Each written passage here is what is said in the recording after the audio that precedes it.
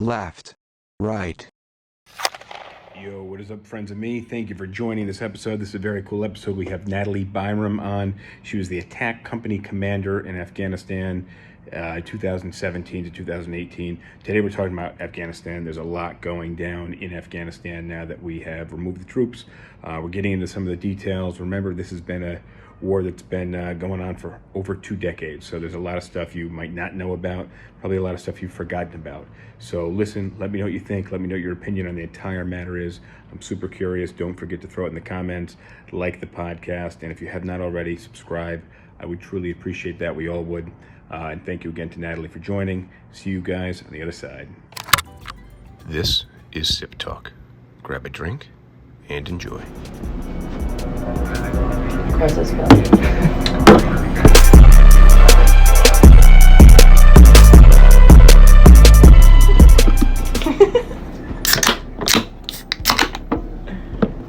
Cheers. Cheers. Cheers.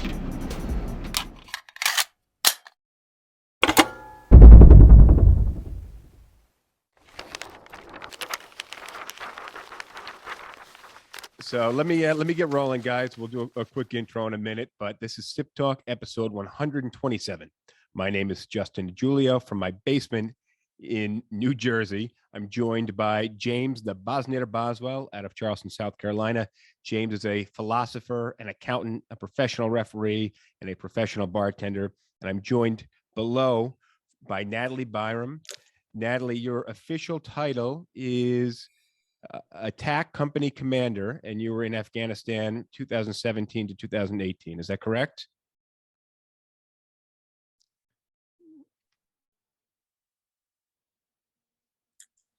I don't know if you can hear me. I can hear you. Yeah, Yeah, you we got a little lag time here. We do. Yes. I was a company commander in Afghanistan in 2017. Now I'm a medical device sales rep. Now you're in medical sales. Very, very interesting. Okay. So we James and I just want to address the last podcast because we kind of went out in flames in the last episode. After a couple of drinks, we had a bit of a political argument. We're going to try to avoid some politics tonight. We want to be talking about specifically Afghanistan. We're going to try not to interrupt each other, try not to talk over each other, try to listen and hear each other out. And we're going to establish some more clear rules when it comes to debate moving forward. But on that note, thank you guys for joining. Today, we'll be talking strictly about Afghanistan. Natalie, we'd love your point of view on this. First off, I got to share with you guys. I came home and I had way too much pre-workout mix, and I did a quick workout. I'm like literally shaking right here. So I'm going to need your guys' help to carry me a little bit. I'm going to pour myself a drink, which might bring me down just a hair. What do you guys have to drink? While you're doing that, I'm doing the Busch Ice and Johnny Walker Black routine. Okay. Natalie, did you bring a beverage? I did. I have to admit, it's more Coke than it is Jack. More like Coke with a tiny splash, but there's some in there. All right, good. All right.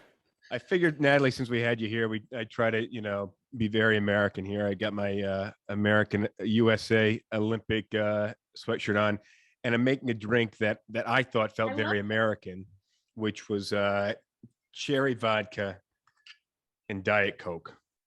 So I'm gonna pour one of those. Oh, you're just bringing things back 12 years.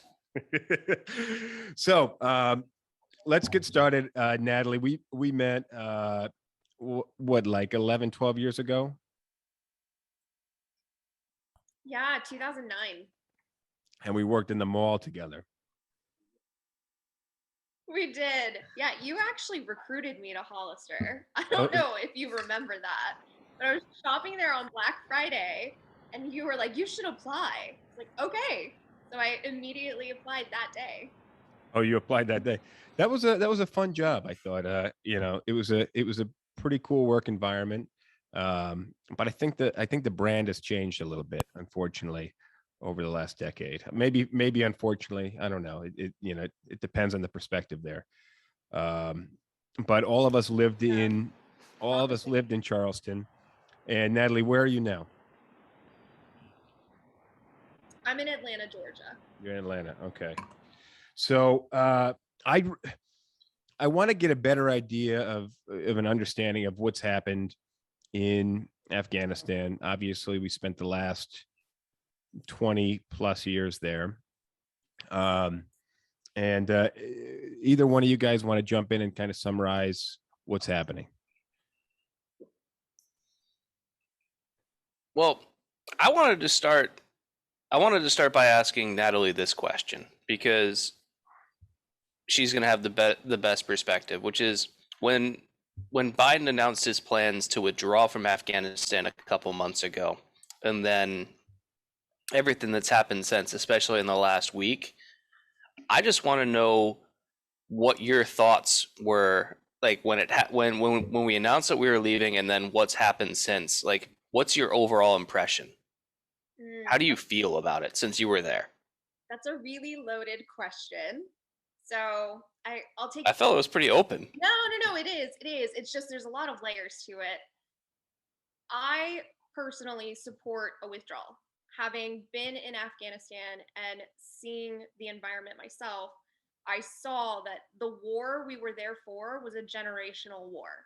That meant we needed to be there for multiple generations in order to accomplish westernizing the country, because that really seemed like it was a goal from my perspective. I know that isn't necessarily what the country's goal was, but we were building up a democracy there. We were building up their own law enforcement structure, their own military structure, very westernized aspects, because previously, and even still today, they're a tribal country.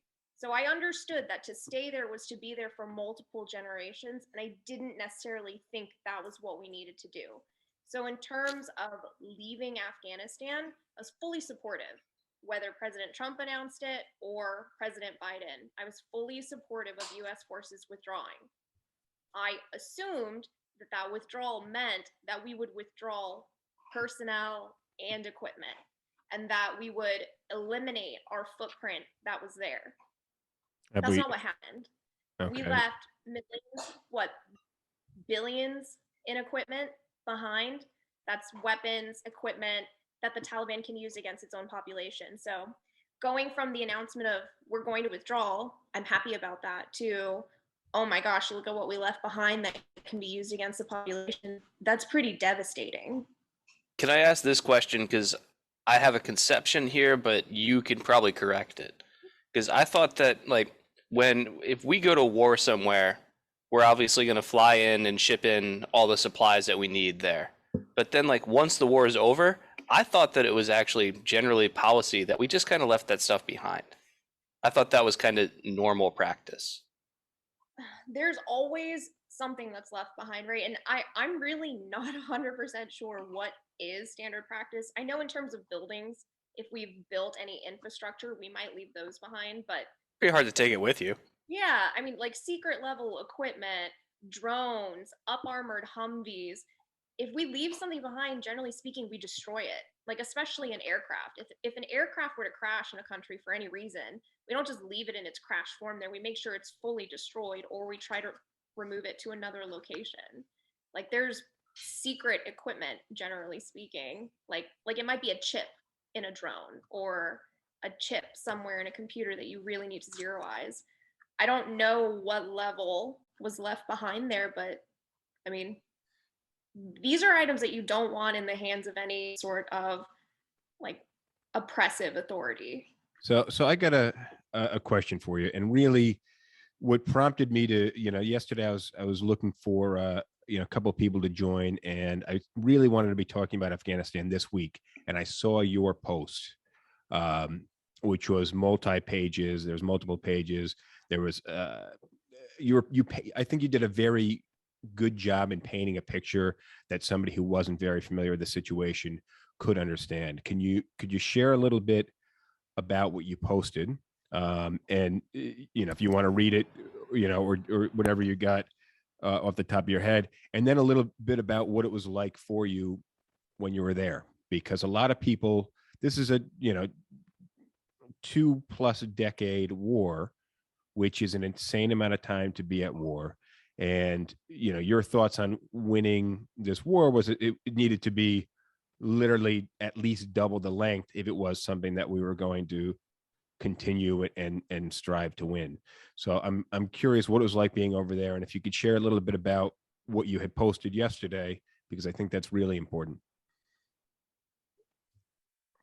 Yeah, so what led me to post, and I'll explain to you guys what I said in just a moment, was seeing messages of people validating why the Taliban taking over Afghanistan is okay.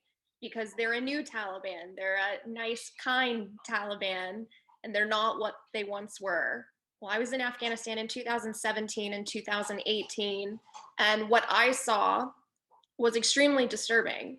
Like, they commit a lot of atrocities against the local population. In my specific area, I was in the Helmand province, which is more the southwest area. There's a lot of Taliban presence there. So I saw what they did on a day-to-day basis. They like to enforce curfew on the population. Well, how do they enforce curfew? Because they could patrol the streets like we do if we enforce curfew in the US, but they don't. They implant IEDs in the road, improvised explosive devices. So if you violate your curfew and you're driving, you would literally detonate a bomb in the road. Like, somebody would come in the evening and place the IED, and then in the morning, they would come around sunrise and deactivate them. Inevitably, there would always be an IED left still activated, like somebody forgot to deactivate it, or maybe they just meant to leave it there. I'm not sure the reasoning. And I'd fly aerial security or conduct reconnaissance out there, and it'd be a child running in the road that detonated an IED that they didn't know was there.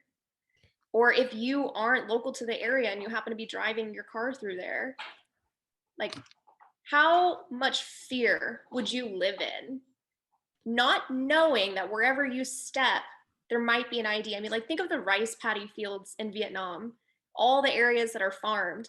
There are still farmers that are afraid that they might detonate a landmine out there.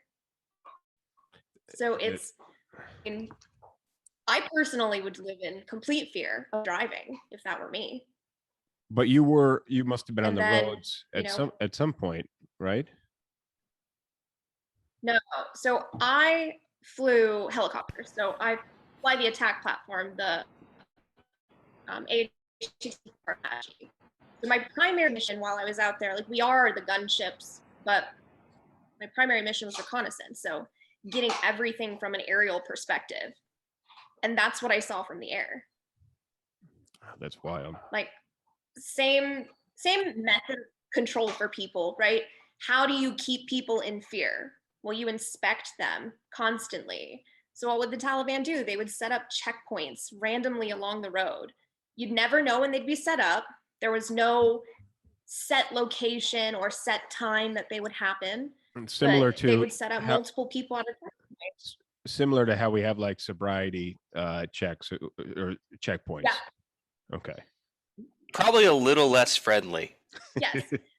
Imagine how much people detest a sobriety checkpoint in the US, and then imagine that you might die because a police officer, but in this case, a Taliban member, would shoot you in the face. So what they would do is they'd set up these checkpoints and they'd be inspecting for something, whatever it was that they were looking for. One day, it happened to be that they were inspecting SIM cards in cell phones, because most of the cell phone providers in Afghanistan would turn over information to the Taliban so that they could see who was working with NATO forces. You were calling them, texting them, like, it helped give them the information of who were traitors to their cause. So if you happen to be that person with a SIM card from a non-Taliban approved provider, I watched as they shot you point blank in the face with your family in the car. No regard for your human life whatsoever. I mean, I don't know about you, but that puts a new perspective on checkpoints in the US. I'm happy to go through a sobriety checkpoint at any point in time now. Yeah, I mean, that's what I read on your post the other day, and I was like, this is absolutely wild. It's difficult to fathom a life in a place like this, and now all these people are trying to escape. and we can get into it in a little bit, but I'm curious the future of this country and where it goes. And I didn't know too much about the Taliban before doing a little research today. It's not really been my war. I'm not in the military. I live a pretty simple middle class life. You guys do your thing. I'm very thankful for that, but it's not something we pay much attention to. And it's not 2001. It's not 2002. This isn't, for the most part, we're not seeing images of the war on the TV. We're not hearing about it that often on the radio. And it's really something that nobody thinks about anymore. And we announced that troops were leaving and everybody's like, oh, finally, thank God, not thinking anything about it. And then as we find out it's happening, it's now headline news again. And we're seeing the Taliban take back control, and we're learning more about the Taliban. But in my mind, Iraq, Afghanistan, Osama bin Laden, this is all, it's just kind of all compartmentalized in one part of my mind that I don't think about very often. So, now the big thing was everybody saw this video last week of all these Afghan citizens trying to jump on the outside of a plane that was taking off on the runway. And that's, and I think 2 or 3 people fell to their death off of this plane after it took off, correct? So that's the level of dedication. People are willing to sacrifice their lives or risk their lives, and some lost their lives just to try to escape the place. So, a couple of questions I had is, what's it like trying to leave Afghanistan? And I want to talk about, is it Sharia law and kind of what the Taliban enforces and what's happening over there day to day, because obviously they're still doing these checkpoints. What are the other things they're looking out for? It sounds like they're trying to also, I'm wondering if these guys are a bunch of idealists and they're super religious and they're trying to impose their religion and this is their strict religious belief, or if they're a bunch of drug dealers that are getting everybody on their side professing this religion and allowing them to perpetuate dealing drugs and making money and whatever else. That's a lot of topics in Afghanistan right there. Well, so we could talk a little bit about Sharia law. We could talk a little bit about drugs, and a little bit about trying to get out of the country. So if you want to break that down into, I know we're putting the pressure on you, but you've been over there, and that's a lot. Okay, first, I think let's address people falling to their death, because that's why I felt the urgency to post about this on Instagram. What is going on in Afghanistan right now is urgent and time sensitive, because the second that the US pulls out of Afghanistan, those people, the reason they're clamoring onto the planes knowing that they can't hang on until that plane lands wherever it's meant to land, they would rather die trying to escape the country than take the chance to see what happens under Taliban control. Because it's extremely oppressive, it is dangerous. I mean, the Taliban openly walk around with AKs and RPGs throughout the day. I mean, imagine that sight in the US. Like, we get worried with people with concealed carries. Well, imagine if somebody was carrying an RPG in front of your face. So I think it's really... I always thought an RPG would be pretty easy to avoid, Is that the case? But I think people would I think there would be less people cutting each other off in traffic. Yeah, I think you'd be less likely to mess with somebody that had an RPG hanging out of their window, that's for sure.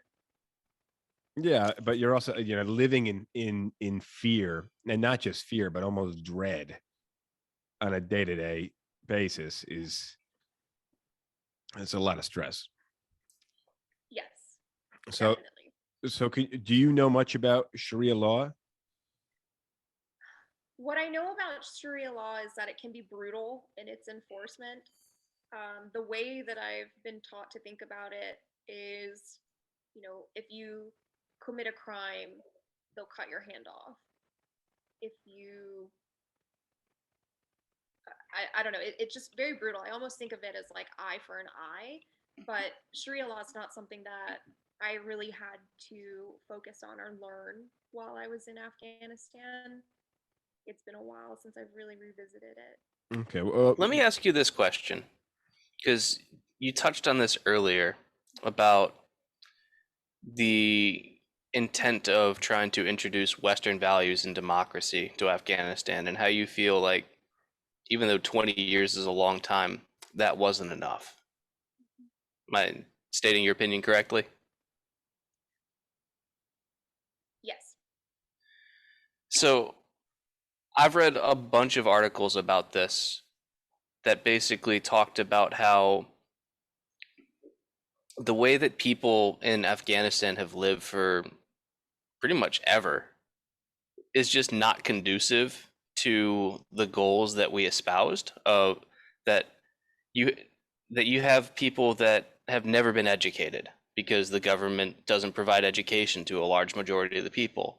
So you have people that only know subsistence farming, and they only know like corruption, where if they need to get something, they know who to bribe or who to contact, and just how to operate through levels of grift.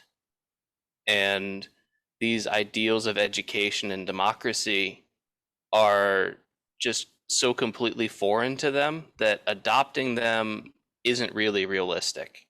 So some opinions I've seen out there is that, like, we weren't going to be able to accomplish what we set to accomplish in Afghanistan, no matter how hard we tried. And I wanted to know, since you were there and you actually met the people and saw it firsthand, is that accurate? What's your opinion about whether or not our stated goal was even realistically achievable? I don't think our goal was achievable, not in any reasonable time frame. So I'm cautious to throw a blanket over categorizing the entire country, because there are cities that are more developed in Afghanistan. If we're gonna talk as a whole, like, Afghanistan has a lot of rural land. Like you said, it's a lot of farming out there. In fact, it's primarily poppy fields in Afghanistan. So there is They're a easy lot to of, grow and they're profitable. yes, yes. Worth hitting on that the illicit drug trade in the US, 70% of that world of the opium comes from Afghanistan. So that's where a significant chunk of the Taliban's finances come from as well, from poppy. poppy, by the way, is the plant that's used to produce opioids and cocaine. No, not cocaine. What are you talking about? Okay, what do you, just opioids? Opium. It's opium, and then you can refine opium into heroin.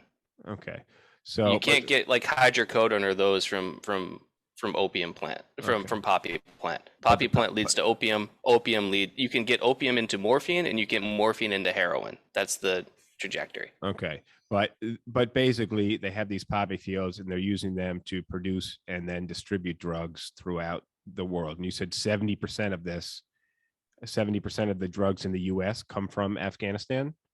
70% of the opium in the world. In the world. Okay.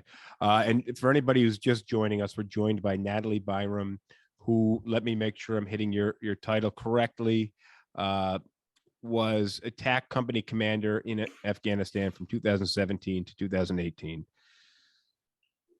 So sorry to interrupt, guys, but we were talking about poppies, and I just wanted to clarify that poppies means effectively drugs. So yes, there are farmers, but as a whole, most of Afghanistan does still function in like that tribal mentality. Everything is in your village with your tribe. So I think it would have been very difficult, if not impossible, to bring, the Western democracy values there, because they liked their village mentality. Like, they are very close with their family. Everyone's right there in the village. I mean, if it comes to background checks in Afghanistan, the way that they have background checks is to call the village elder and ask the elder to vouch for you. So I certainly don't think that we would have made a lot of headway very quickly with that still being the primary in Afghanistan. Another thing I read from someone who claimed to have been in Afghanistan was that there was a not insignificant portion of the population that didn't even know that the Americans were different from the Russians from 1989. That they basically reacted to the Americans the exact same way they would have to the Russians. Potentially. And what? So, them to know. 2 questions. What were we doing there in the first place, and what were the Russians doing there in the late 80s? James, I'll let you hit the Russians first. Natalie, I'll let you answer why we were there. Because remember, this is a 20-year-long war. Somebody who's 25 years old right now may not have any idea what we were doing there. And again, it hasn't been headline news for years and years and years. So, James, first off, what was going on with Russia in the 80s? Well, in the mid to late 80s, it was kind of during the last throes of communist Russia, where they were seeing their quote unquote empire crumble. And so they tried to conquer new lands to be able to bring communism to new people because it wasn't working in a lot of their satellite countries.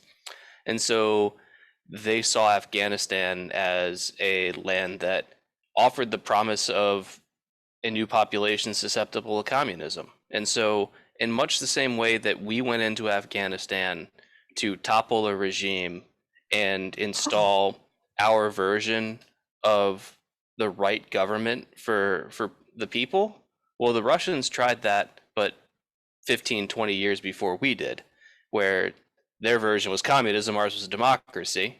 But the idea was the same, is we're going to go in there, we're going to topple the old government, and we're going to teach the people of this country why our version of government is superior, and they'll see it's superior and they'll get on board.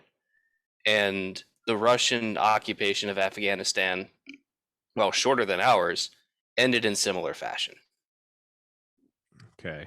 And then Natalie, with the U.S., when did we go into Afghanistan to start? 2001? Yeah, I want to say it was late 2001 was when we first got there. Yeah, it was. We first started bombing them in like October of 2001. And why was this? Because we were looking for Osama bin Laden? Al-Qaeda. So our goal was Al-Qaeda and basically the Taliban. We wanted to destroy what we thought was the stronghold of it. And then in that process, establish a democracy in Afghanistan. And then, like win hearts and minds and bring those Western values for women and children and help Afghanistan become more of an independent state instead of being like a hotbed for insurgency. Well, because the government of Afghanistan in 2001 was run by the Taliban, but it was also very fractious. And so the Taliban looked the other way on terrorist organizations operating and recruiting out of their country. And so we looked at the Taliban and said, you guys have allowed all of this to go on. And because of that, this happened to us. So you're out. And then after we knocked the Taliban down, well, we said, well, we can't just like knock out a government and leave nothing behind. So then we decided to establish a government. So what's the difference between the Taliban, Al-Qaeda, jihadists? Can you guys shed some light on this? That's a really great question. Well, there's considerable overlap. There is. I mean, to me, I don't know, but I imagine it's something along the lines of like Christian, Catholic, Protestant, Baptist. No. No. Okay. One thing I will say is like Al-Qaeda and the Taliban are very similar, but ISIS is not. In which way?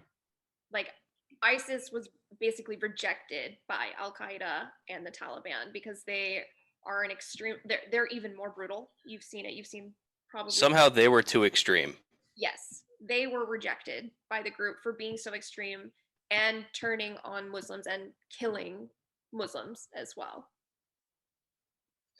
Well, I feel like that there's some contradictions there because the Taliban also killed Muslims, and so it really was each group would justify their actions by saying, well, the people we killed weren't true Muslims because they committed some haram. And where your definition is, that's a sliding scale that both of them, like one would just say our definition is here and your definition is over there, but they would probably justify their terrible actions using the exact same justification. That's very fair. Okay, so they're almost like different, further in the spectrum, you're saying. So let me put it this way. Let me try and draw this distinction, because you said we've got Taliban, we've got Al-Qaeda, and we've got jihadists. So Taliban is basically a governmental group, or a group seeking governmental legitimacy to establish a Muslim nation that follows Sharia law. But in terms of fighting against outside forces, I don't think that the Taliban was really interested in doing that, insofar as with the exception of protecting their own self-perceived borders. So the they Taliban want to rule the land, you're saying. They want to rule their land, but they didn't have much interest in conquest. We want Afghanistan, but we're not interested in other countries. Okay. We just want our people under our rule. Whether or not you agree with that, I don't really care. I'm just stating my opinion on what the facts of the matter are as they appear to me. Okay. So anyways, so that's the Taliban. Al-Qaeda is a terrorist wing that seeks to take its agenda and inflict damage on other countries that they feel are not abiding by their version of the proper way to live. And so they really targeted the United States because they felt that the United States was meddling in the Middle East and trying to put its version of proper life on people that didn't want it. And so the Al-Qaeda response was, okay, if you attack us, we will attack you back.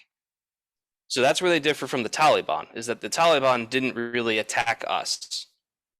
They just wanted to have their own country and rule the way they wanted to rule. Whereas Al-Qaeda would actually strike out and hit Western nations because they felt that Western nations weren't respecting proper Muslim law. Jihadists is a much more blanket term for, well, it's very broad, but jihadists would be basically anybody that are trying to fight against Western countries suppressing Islam. Just so you know, the word jihad means struggle. Yeah, but the term that jihadist is, I think, separate from like the actual textbook definition of jihad. Sure, but they're the ones that are like pushing against it, and would they be considered terrorists, jihadists? Some of them maybe, probably. Okay. But like the thing is, like in terms of the meaning of the word jihad, that's one of those ones where in Islamic scholarship, there's considerable debate as to what the meaning of that word means. So more progressive Islamic scholars mean that jihad is just either an internal struggle of trying to live according to God's rules, or a more external struggle where you're just trying to be a good ambassador for the Muslim faith. And then more extremist Muslim scholars would say that jihad means that we need to bring this religion to other people, and then how much force you use to bring it to other people is another set of debates.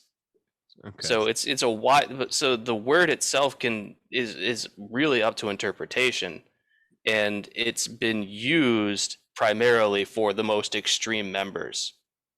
So So maybe we use it that way, but I do want to clarify that the word jihad itself, I don't want people to associate with terrorism.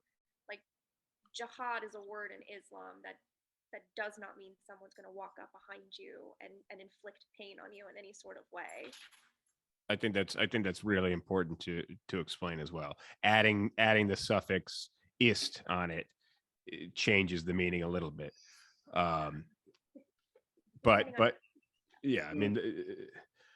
But Natalie, based on your experiences, am I summarizing things mostly correct?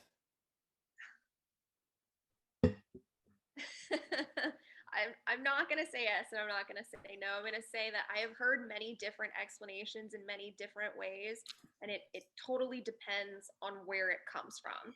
Am I getting a scholarly definition? Am I getting like a religious scholar definition? Am I getting a political scientist definition? Is it someone of Afghan origin who's explaining it to me? Is it an American?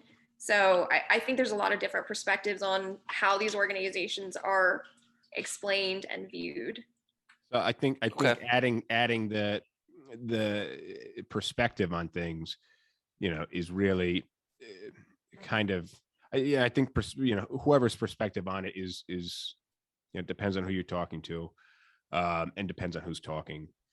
But I want to, so basically, to summarize what my new understanding of what's happened over there is, we went in fighting back against terrorists in the early 2000s, and we kind of took over their government and decided we were going to set up a new government, try to create a stable government similar to ours, which is what we know. We certainly weren't going to go over there and say, why don't you guys try communism?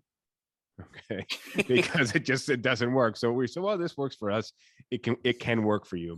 So we spent the last 2 decades there fighting back against the Taliban, who wanted to rule the area, not necessarily them being terrorists, but them being, they wanted to rule their country.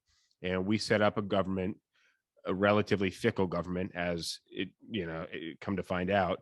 And once we left and we weren't there to defend the government that we had set up, that government didn't seem so much interested in defending itself, because it was basically it would be a civil war, and a lot more of them would die than if they just said, hey, you got me. You're all right, cool. We'll do it. That's fine. You got me. And is that pretty much what's happened? We set up a government. We left. The Taliban said, yeah, we're not. They're gone. All right, we're gonna do our own thing now. And then the people that were in the roles in the government basically ran away and said, this isn't worth losing all of our lives for.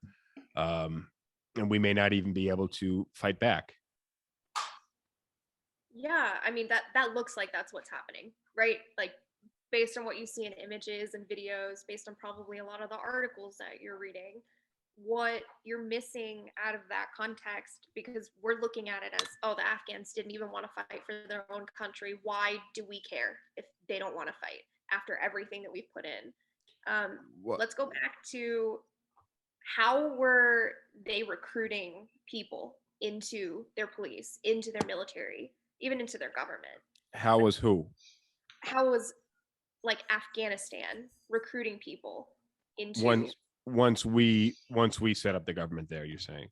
I'm saying once we were established there and we started helping them set up their military, set up their governmental structure, set up even their police force, how were all these people vetted? Okay.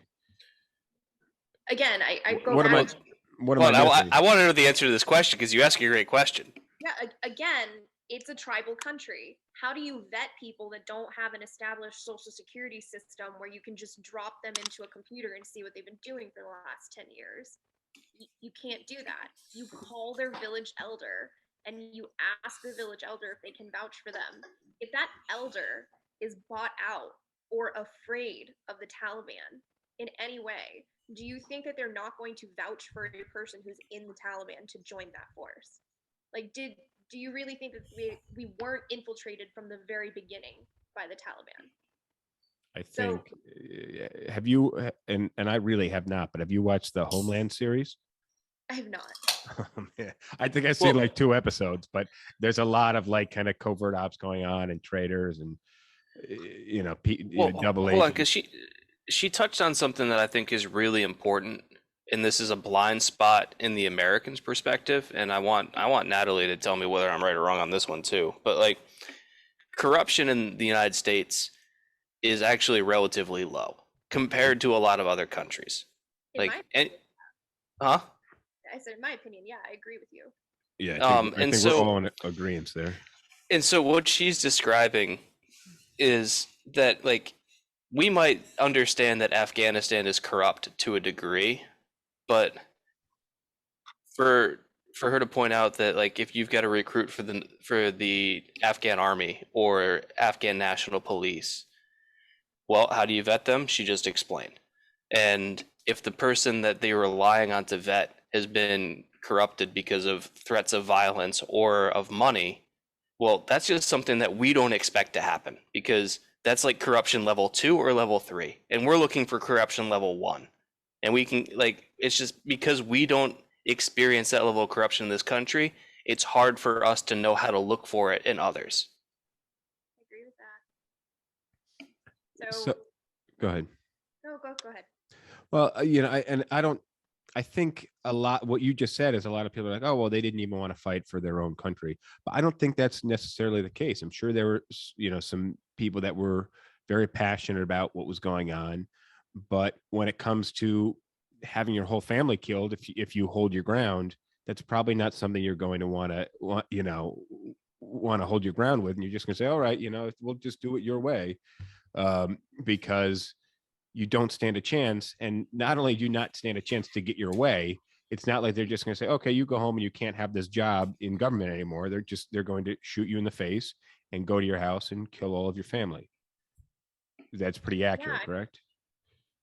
Yeah, it is. I would have an extremely difficult time standing up to somebody knowing that they would murder my entire family, especially murder them in front of me or murder me in front of my family. I would hate that for them.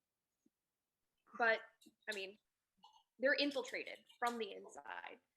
The Taliban knows exactly who all these people are that joined the ANSAF or the ANP or work in government closely with Americans.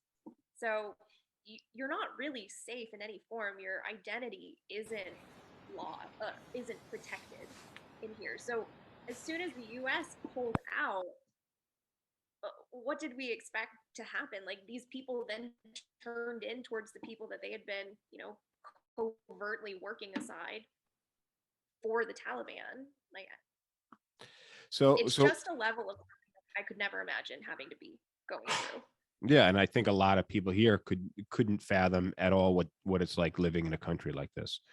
So Rosh is bringing up a good point. I was some of my notes here. I'm curious what your time was like when you were over there. What did you spend your days doing? What was the environment like? Were you in the villages? Were you on a base? Could you paint a better picture of what it was like to be over there?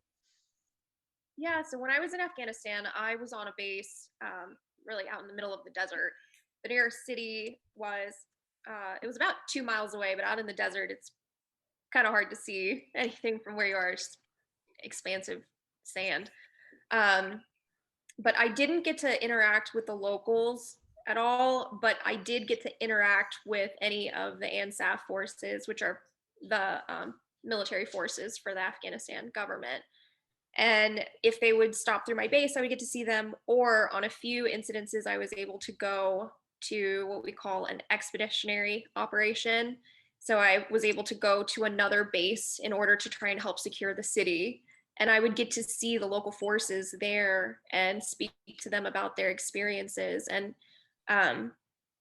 it's really eye-opening for somebody to walk up to you and tell you that they really appreciate you being there and working alongside them, and that the reason that they joined the military was because the Taliban had murdered their entire family, and they want to bring justice to their family and bring peace to their country so that people don't have to suffer like that anymore.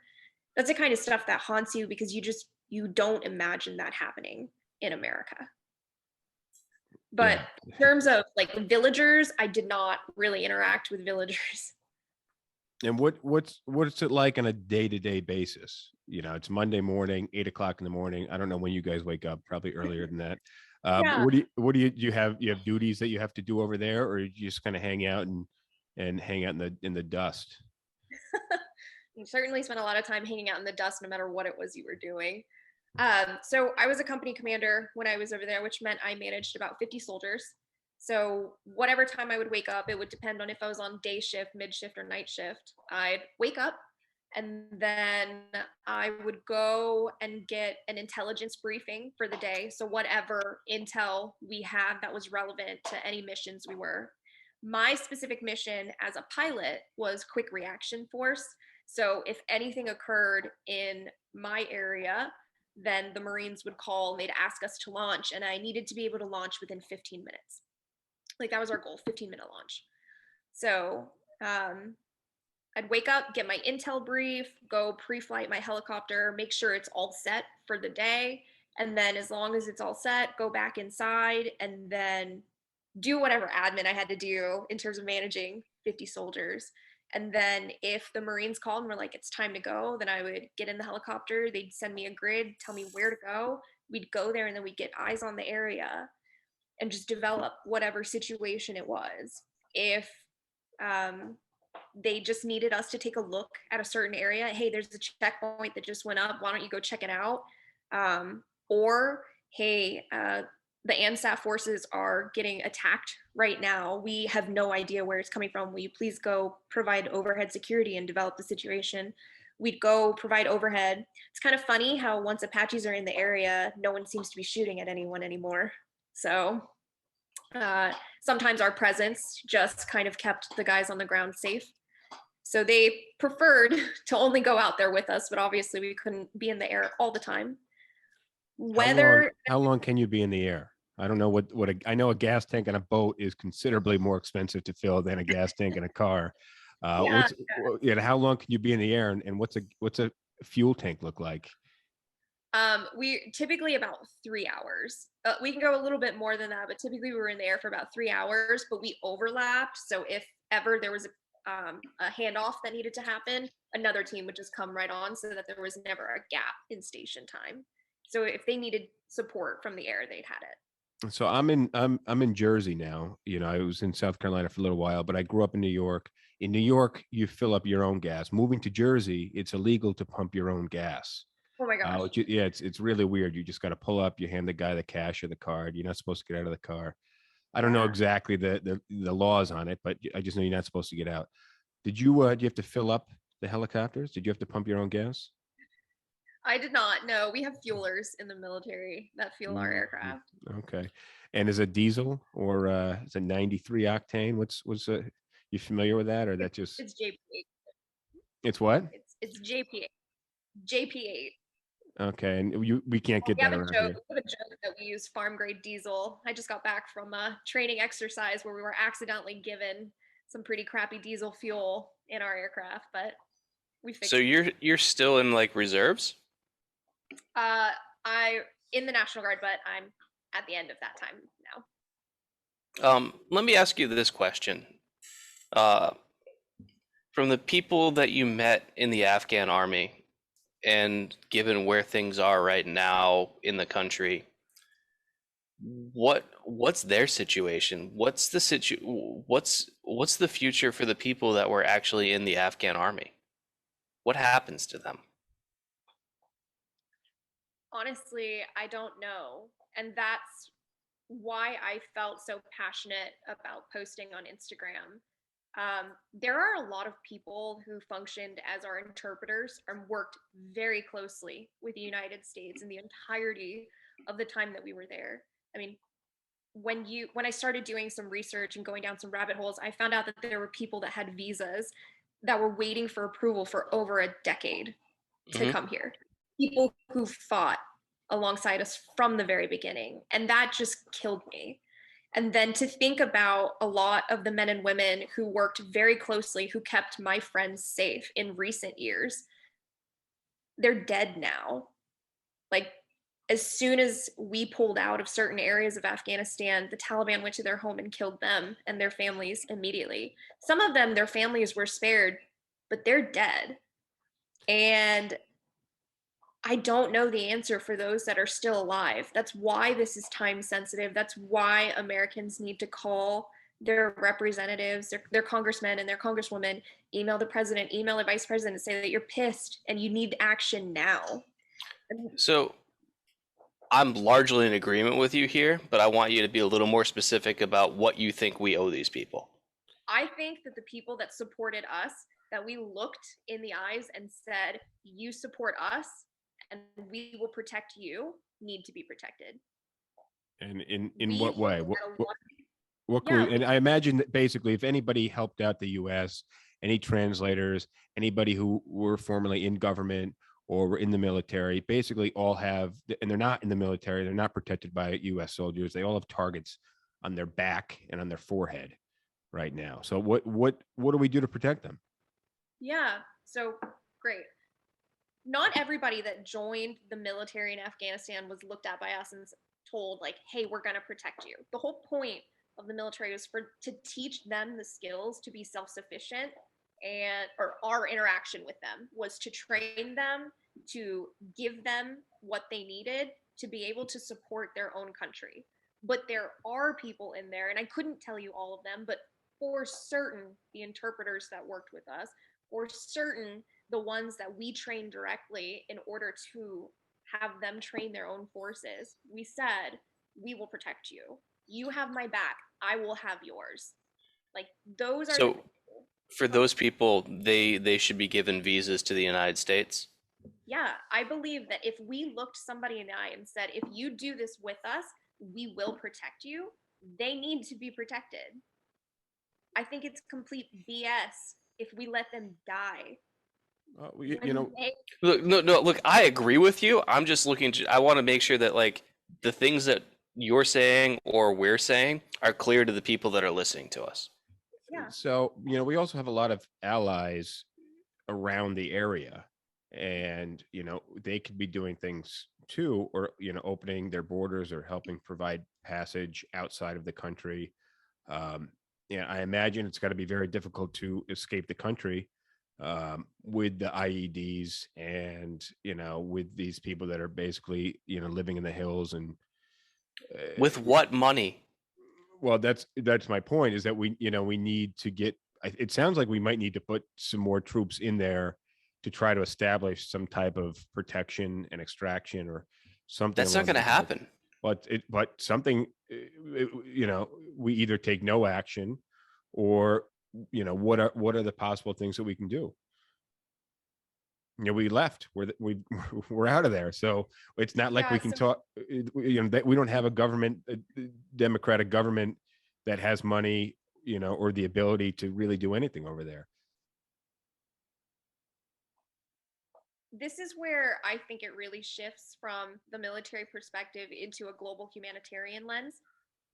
Yeah, the US needs to break down some bureaucratic walls in order to get these people their visas that have been waiting a decade or however recently those were sent out. Like, we need to clear the pathway for them to have access here. But I think this is where the world really can step in. And I'm amazed at what I've been seeing online with personal fundraisers from people. Like, I think there's one like Quarantino or something like that. I don't remember his name on there, but he's raised over $4 million for planes to pull people out of Afghanistan. Like, I think what the world should do is get them out and then figure out the visa situation later. But I think it's easily something that a crowd can help fundraise, given that we know where to direct our own money to. And Well, again, I'm looking at it from that humanitarian perspective now instead of a governmental perspective. Yeah, but it sounds like something needs to be done, and the US is a pretty big country and probably a pretty, you know, if you were pointing fingers at countries that should do things, it would probably be the country that was just present in Afghanistan for the last 2 decades, to maybe be one of the first people you point at to do something. But we just left and now things are bad, so something needs to be done. And Well, so I want to reinforce one point that Natalie made that I think is really important, has kind of been missed, which is we told these people that they were on our side and we were going to protect them. And if we don't do that, if we don't take care of these people and give them visas to the United States or find some way to give them safe harbor outside of Afghanistan where they're clearly not safe, if we don't do that, then the next time that our country is inevitably in a similar mess, what in the world would compel somebody in whatever country we're in to take risks to try and help us and take our word when we say that we have their backs? Because they can point to Afghanistan and say, look at all those people that helped you, that you said you were going to protect, and then look at all the holes in the ground where they used to live. Yeah, I think. Why would I help you? I think you make a really good point. Yeah, we lose the trust there. But look, guys, we're at the end of the podcast. We're hitting the hour mark, and we've been getting kicked off at the hour mark. So on that note, Natalie, thank you very much. It was nice catching up with you, and I really appreciate your perspective. And thank you for taking the time and coming on. And James, thank you for your good insight and questions. And that's it. So thank you guys for joining us. Thank you again, Natalie. Thank you, James. I will see you guys. Natalie, thank you for everything you had to say. It really brought a different angle to this. Of course. Thank you guys for having me. I really appreciate it. And thanks for asking questions that I'm going to think about for a while. All right, cool, guys. Until next time, adios.